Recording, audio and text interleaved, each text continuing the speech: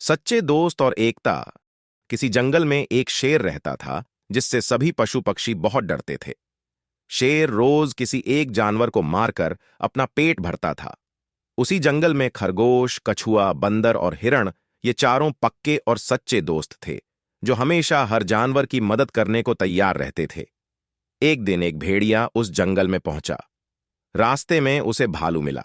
भालू ने उसको जंगल के सारे कायदे कानून बताए कि यहाँ का राजा शेर रोज एक जानवर को मारकर खाता है, उससे बच कर रहना।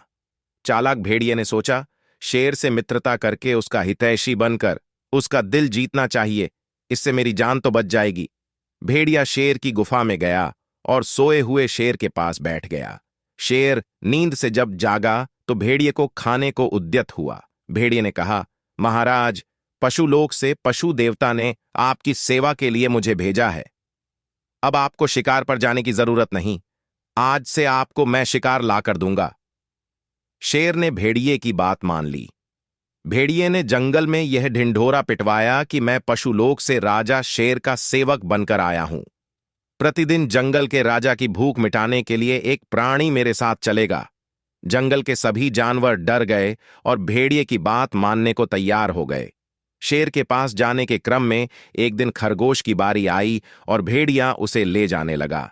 तभी वहां हिरण, बंदर और कछुआ भी आ पहुंचे और उसके साथ जाने की जिद करने लगे।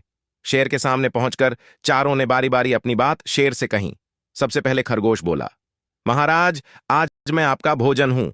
कछुआ बोला, नहीं महाराज, आप अकेले खरगोश को नहीं खाइए, मुझे भी खाइए। तभी बंदर कहता है, महाराज, इन तीनों को छोड़ दीजिए, मैं बड़ा हूं, मुझे अपना भोजन बना लीजिए। इतने में हिरण बोल पड़ा, महाराज, इन तीनों को छोड़ दीजिए, मैं अकेला ही तीनों के बराबर हूं, आप मुझे अपना शिकार बना लीजिए। भेड़िया यह सब सुन रहा था। उसने कहा, महाराज, देर ना करें, इन चारों की बातों में ना आए, एक झटके में इनको खत्म करके अपनी भूख मिटाएं। तभी शेर ने चारों को अपने पास बुलाया और कहा, मैं तुम्हारी सच्ची एकता, मित्रता और त्याग देखकर बहुत खुश हुआ।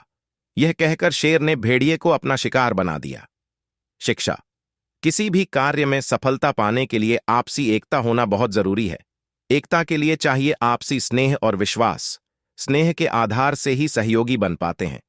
सहयोगी बनने के लिए अपने को मिटाना पड़ता है, अर्थात अपने पुराने संस्कारों को मिटाना होता है। इसलिए अपने को मिटाना पड़ता है, अर्थात अपने पुराने संस्कारों को मिटाना होता है। इसलिए आप हमेशा जरूरतमंदों की सहायता करते रहो।